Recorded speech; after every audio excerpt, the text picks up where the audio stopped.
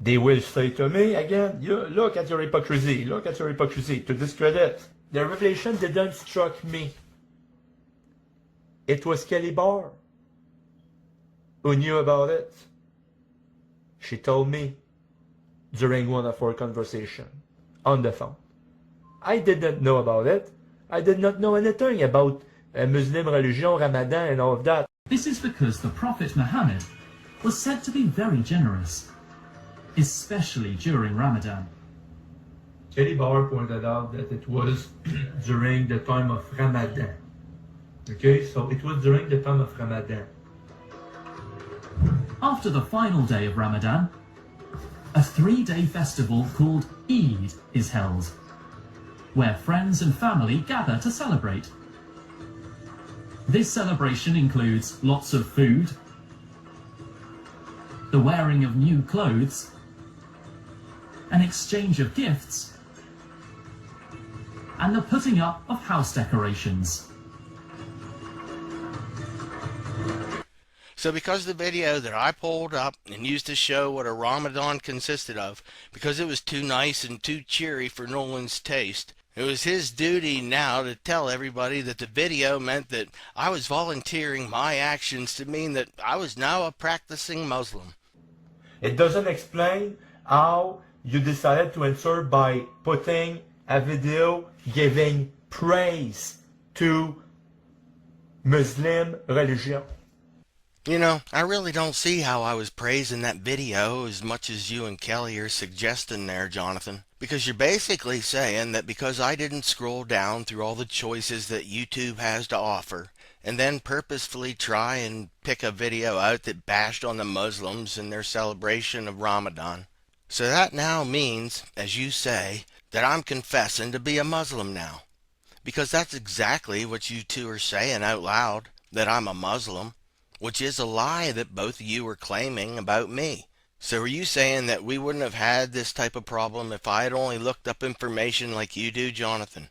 Because when I used the phrase, the pot calling the kettle black, it sure seemed like you had to go deep water fishing for the video response you gave back to me. Because now the phrase, the pot calling the kettle black, it's satanic somehow.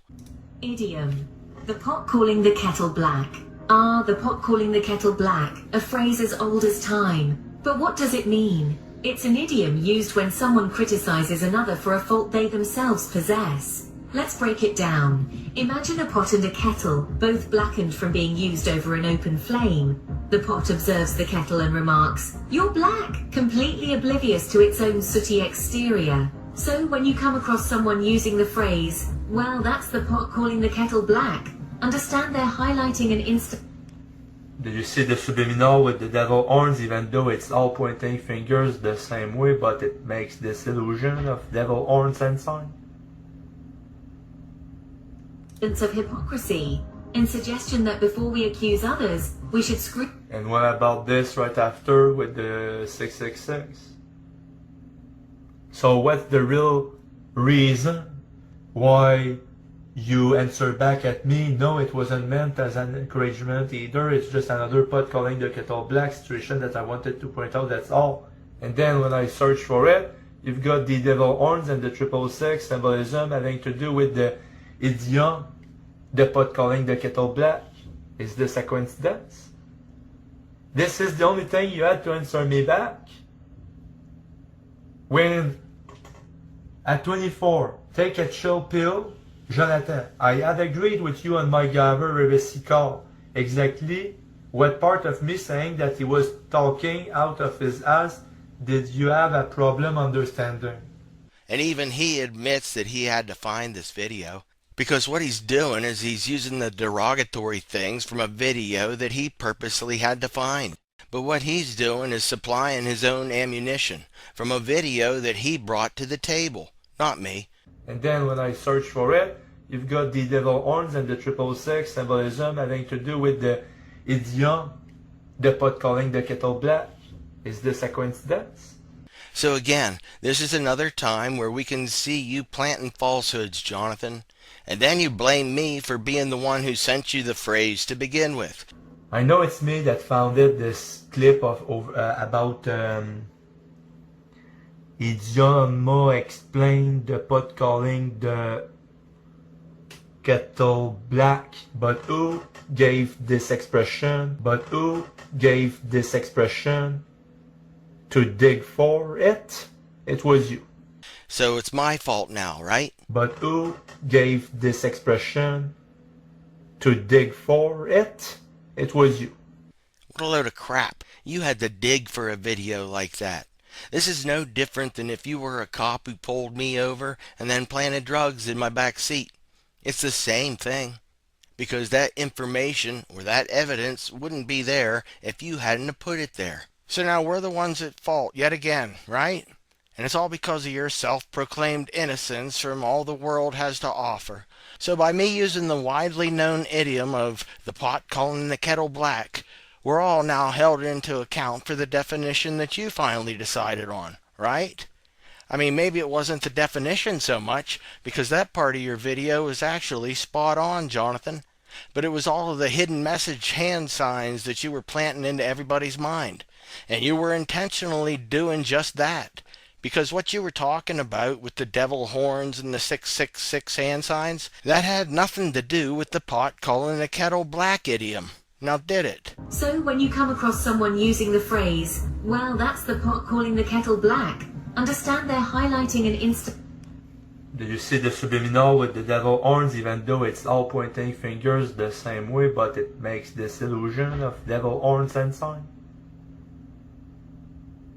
Of hypocrisy, in suggestion that before we accuse others, we should And what about this right after with the 666? So what's the real reason why you answer back at me? No, it wasn't meant as an encouragement either. It's just another pot calling the kettle black situation that I wanted to point out, that's all. And then when I search for it, you've got the devil horns and the 666 symbolism having to do with the idiom, the pot calling the kettle black. Is this a coincidence? This is the only thing you had to answer me back? So what exactly were you trying to plant in everybody's mind, Jonathan? Because it sure wasn't the meaning of the pot calling the kettle black, was it? Nope. You could have cared less about that part of the idiom. Instead, you directly focused in on suggestive evil hand signs that had absolutely nothing to do with the actual meaning of the idiom, and then blamed me for the use of the idiom to begin with. And because, of course, Jonathan's way too innocent to know what a widely used phrase might mean, so now everybody has to cater to how much worldly innocence that you say that you have on whatever topic we have at hand. Well, I, for one, won't cater to your claims of innocence, Jonathan. I don't care if you can't understand what they mean or not, and I'm not going to limit what I have to say just because you might not understand something. And even if you do look it up and you come to yet another faulty conclusion on what I actually meant, just like in this instance, I'll just have to take my chances on that, so that when you do get the meaning of it wrong, then I can easily point it out to you. You just need corrected, that's all. And I'm going to keep on using whatever idioms I feel apply. Just like you told Rodney that you weren't going to stop using certain scriptures just because they lined up with notable Elvis Presley events. Why would you do that? And I know the reason you went to Luke 3:22, because the Georgia Guidestones was opened up on March 22nd, 1980. Okay, so you're going to say that I can never use that scripture anymore at any time ever again because you're Georgia Guidestone? I didn't even know that. I'm not going to avoid using scripture because of your dumb Georgia Guidestones and your dumb Elvis Presley that's dead. And just like you stood up to Rodney in order for you to be able to use whatever scriptures you want to use, this is going to be where I tell you that I'm going to use whatever idioms that I want to use, no matter how you want to try and twist the meanings, Jonathan. And I'm going to make it rather simple for you because I'm going to use the same idiom as I did before when it was the pot calling the kettle black. Now that you supposedly know the real meaning behind it, that is, because what you're about to see is one of the biggest instances of that very thing going on over in your house. back when you were getting on the twins, Karen and Kathy, and you seemed to be playing Mr. Holier Than Thou by telling them how much discernment that they were lacking because they allowed the wolf to enter their house.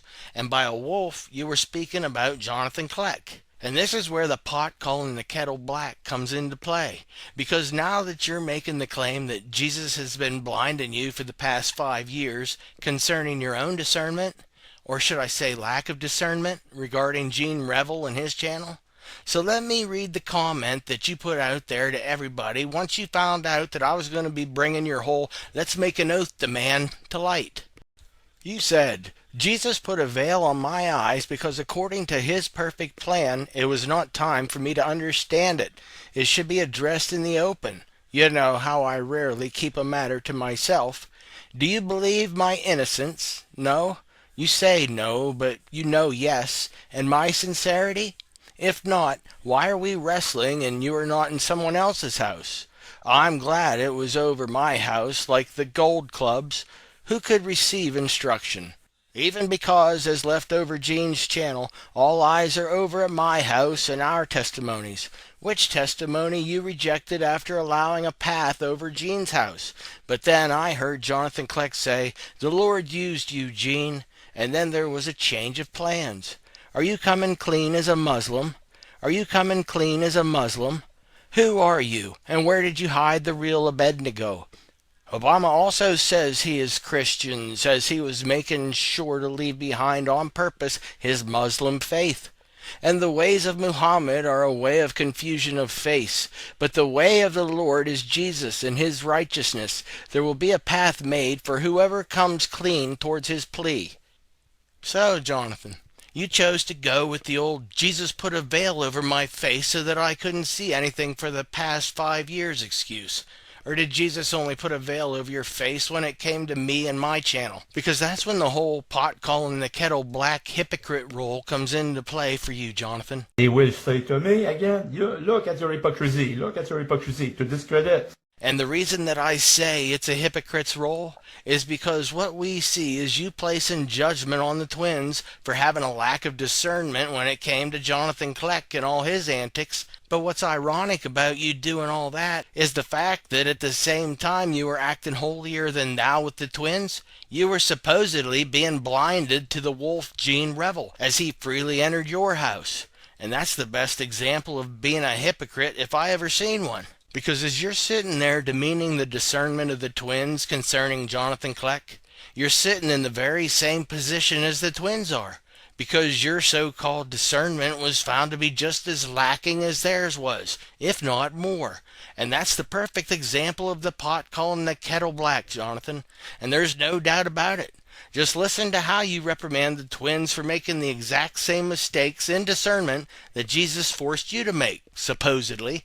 You may even want to think about maybe making a nice apology out for Kathy and Karen to hear, since you turned out to be the big black pot in the story. Or should I just say, hypocrite, and leave it at that? So it's about discerning the spirit. Are you in the right house? Are you trusting the people that you should or shouldn't? It got to the point then Karen will say, I trust no man, I rely on the Lord, the Spirit is my God. Alright? And now we're here, and there's this big discussion, and it's always going back to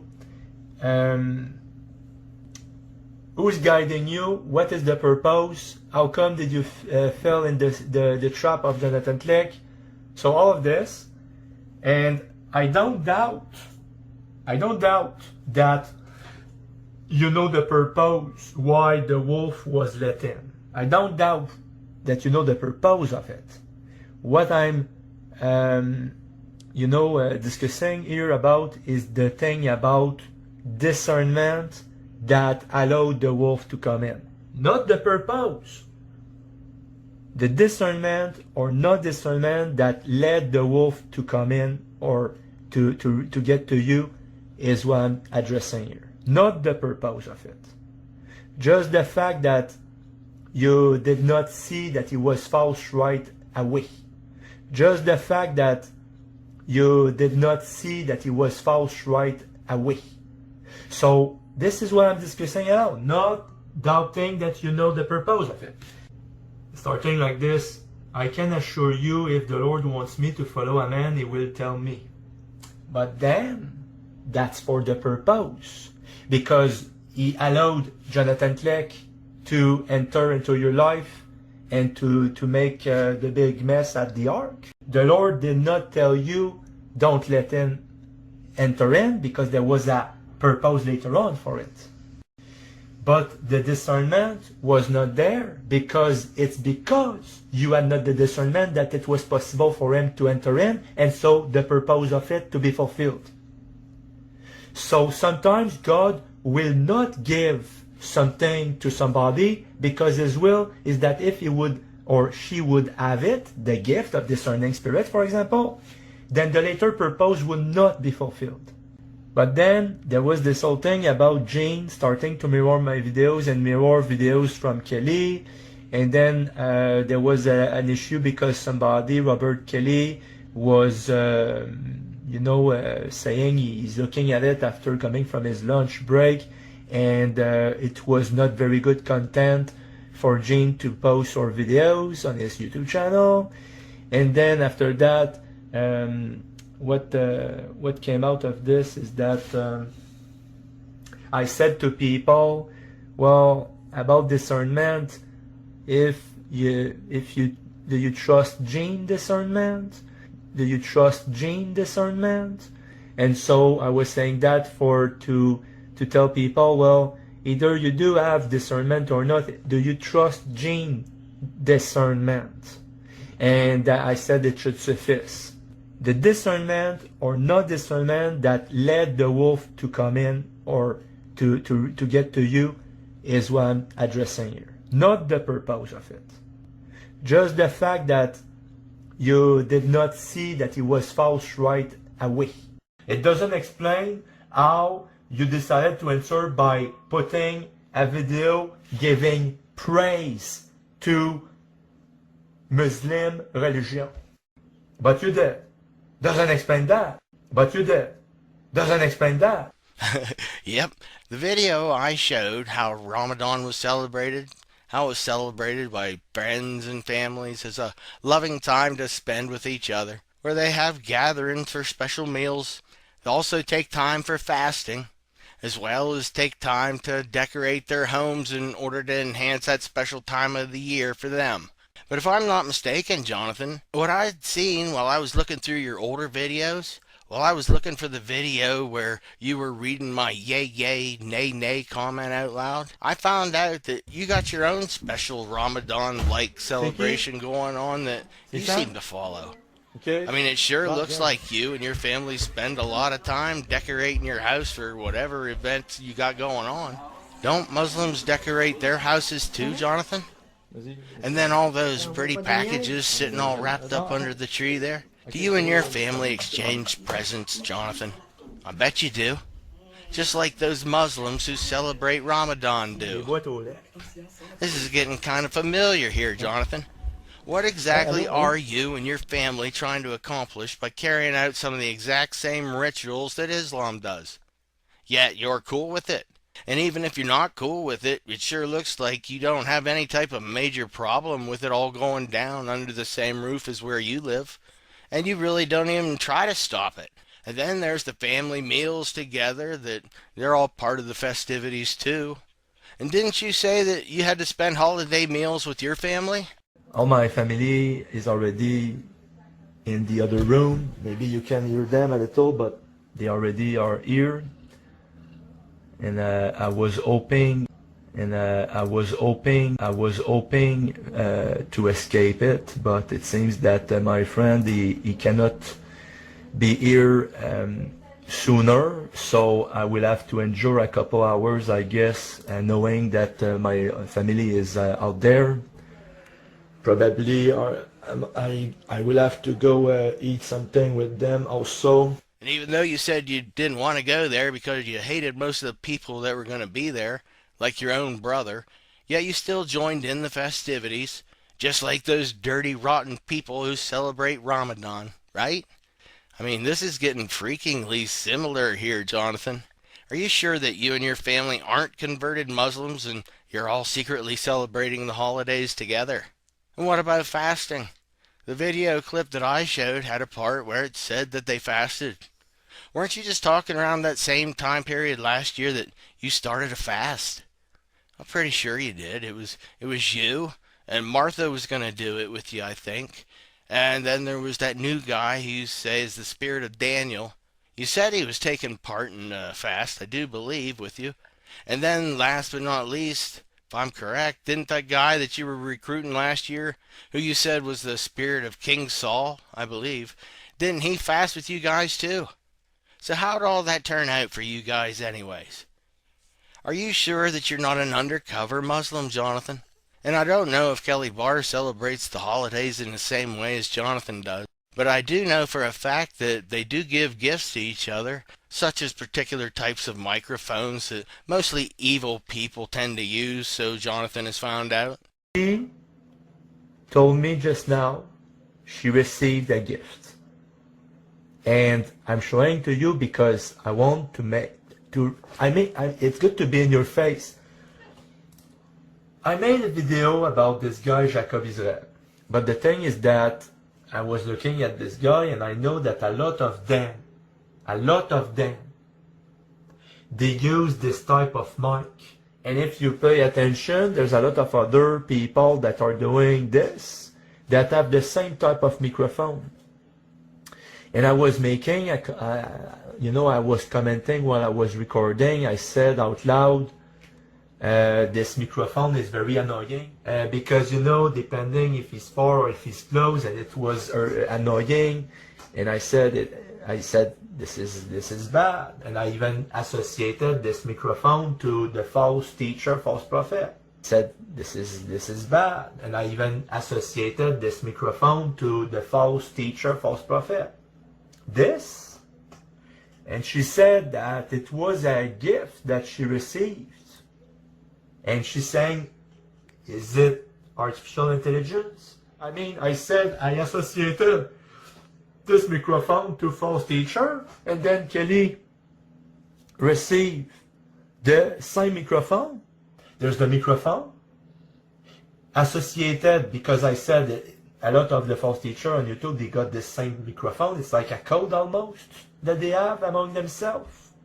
It's like spirit letting know to other spirit, look, if you see this microphone, it means that these guys are on this camp or on this camp. So on this other camp. You understand what I'm saying here? I'm not even sure really, okay, which spirit is in control over my own body, because sometimes I hear myself and I'm saying, why I said that? It seems that it was like, it didn't seem right. And then I hear that now there's a gift given to Kelly with the microphone, and I was making statement about it's annoying, this microphone. So I can't really be sure if Kelly is a practicing Muslim or not. But if I ever did want that story to get traction and get passed around everywhere, all I'd really need to do is go tell Jonathan what I've discovered, and he'd be on the next trip to a local rooftop near you shouting out his tiny little heart.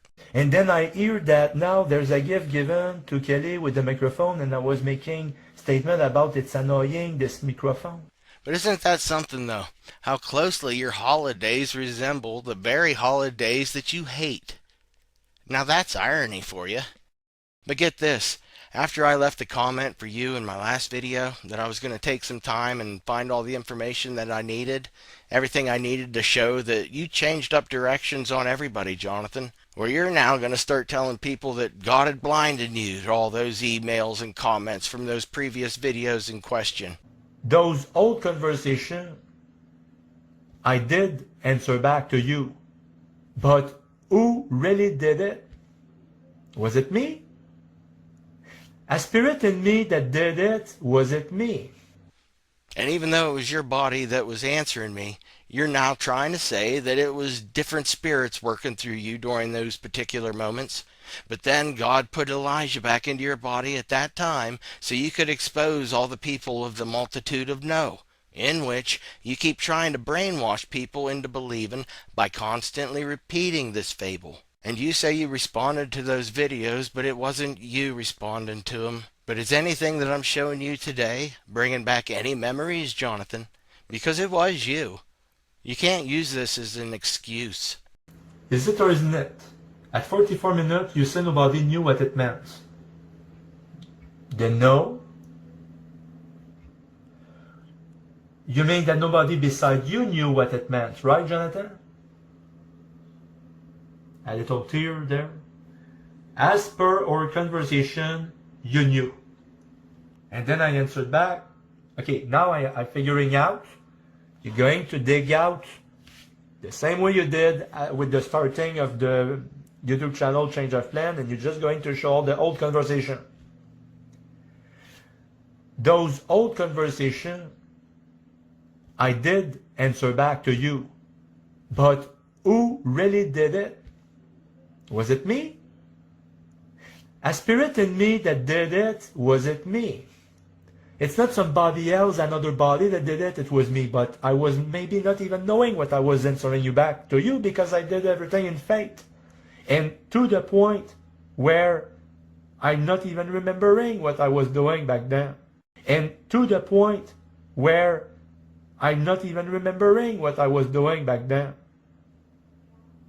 Just as much as this video that I'm recording, I don't really think that I'm all there. Giving space. So, I answered back. I know where you're going with this. You knew. It's not a revelation. You knew. He knew it. And he answered back to you accordingly. To the proper time. When it would go over the surface. Jesus put a veil on my eyes because according to his perfect plan. Boy, Jonathan, that seemed rather theatrical, don't you think? The way you slowly panned over with your camera to a beautiful sunny scene outside your window when you were talking about his perfect plan. That was a nice touch indeed, but real quick, let me ask you something. Would you have panned over in the same fashion, if it had been dark and stormy outside your window? Probably not, eh? I don't know one way or the other, but it seemed to be a little contrived to me. But anyways, it was just something that I was wondering. Jesus put a veil on my eyes because according to his perfect plan.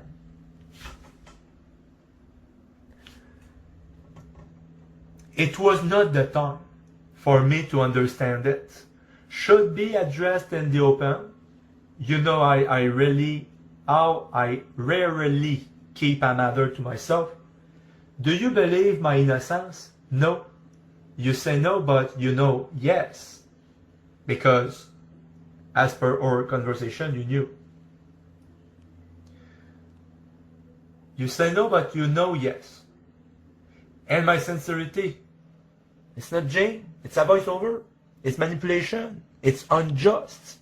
Gene Revel was just. He did not need to manipulate anything. And they use his voice because they know that it's the voice that people trusted. So they stole his voice. And when people hear his voice, they thought, well, they trusted the voice of Gene, so let's put a voiceover with Gene. And people are not seeing the manipulation? So why then weren't you able to discern any of it 5 years ago when you and your prophet sidekick Samuel were investigating me? And since, when I asked Gene Revel to test my spirit as he tested Jonathan Clegg's spirit, then he set up a little trap here in the conversation, and that's all right because that's me who asked him to do the testing. Or rather, the Lord God, who asked him through his servant to test, to prove, because I know now, I didn't know him, Gene Revel. I didn't know much about him at all. But, after the conversation and before, looking a little bit on his stuff, and I know now how it started for him. This thing about his obsession with Jonathan Clegg, just as I had an obsession with Jonathan Clegg for a different reason, okay? But the thing is that Sorry, okay, I'm just going to switch, okay? So I talked to you a little bit about the story behind this Bible. Where was all of Team Joe's discernment hiding out back then, Jonathan? Because that was when I was asking you all of the questions that I had, concerning certain parts of the Bible, that is. Questions that you're just now figuring out that they should have been hints for you to be picking up on. So what's the deal here with this huge time discrepancy, Jonathan? Where was you and Martha's discernment back then? Or weren't you really looking for any dirt on me back then? Yeah, right. That's what you live for, Jonathan. You love looking for dirt on people and then trying to tear 'em down through all your so-called interpretations of Bible passages that you say the Holy Spirit and the Archangel Gabriel are leading you through. But I don't buy it, because it was still another 4 years of us being in contact with each other, and you still didn't seem to have any indifferences with me. Let me take it a step further. Any Christians that would believe for 4 years somebody going against Jonathan Click for Jesus, and then after, for a year later, coming up with a video answer regarding, are you a Muslim or not? And then the answer back would be a video, put out a video out there that is giving all praise to Islam. Don't you think that any Christian would find it a little bit unlikely? The revelation didn't struck me. It was Kelly Barr who knew about it. She told me during one of our conversations on the phone. I didn't know about it. I did not know anything about Muslim religion, Ramadan, and all of that. But Kelly Barr, you know, she's doing her research about knowing your enemy. And another thing I noticed, and it seemed to start almost immediately after I told you that I was going to go and start gathering the information, you know, the information that I was going to use in my defense. Because that was when your defense shield started coming out, Jonathan, and you started to elaborate on how Jesus had blinded you for the first 5 years or so. Well, it's because Spirit led me to be blinded. I would not see it. I would not really see it. I would not do anything with it. It's the Spirit that led me. It's the Spirit that blinded me. It's the Spirit that is having the appointed time. And this is my sincerity, because now it comes to fruition. And if it would have been done before, then of course the story would have been different. It's because it was the Spirit who was leading you to be blinded to it, and that you weren't going to see it, and that it was the Spirit who was leading you to this appointed time to be able to see it. Wow, and you thought all that up on the fly. Because once again, Jonathan, it's all sounding pretty much like a grasp at straws to me. Or should I say a grasp at excuses? Because that's exactly what you're doing. You're making up excuses. Because if it's true that Jesus made you blind of me for the past 4 years, and during that period of time you were working right alongside of me and promoting everything that I was doing, and according to you, it was all done blindly, of course. So then, couldn't Mary Ann's new thumbnail have something to do with you, Jonathan? That ring of people with their heads up each other's asses? Wouldn't that thumbnail be a perfect portrayal of how Jonathan Nolan was, or still is, leading his people? Yep, it's the blind leading the blind. And you can't deny it either, Jonathan, because you freely came out and said that it was Jesus who blinded you. So if you were blinded to me, but you were still leading others to me and my channel, why in the world wouldn't that be seen as the blind leading the blind? So congratulations, Jonathan. This thumbnail was in honor and recognition of you and all your fine works of leading others to your version of the blind truth, concerning me, of course. Well, it's because Spirit led me to be blinded. I would not see it. I would not really see it. I would not do anything with it. It's the Spirit that led me. It's the Spirit that blinded me. It's the Spirit that is having the appointed time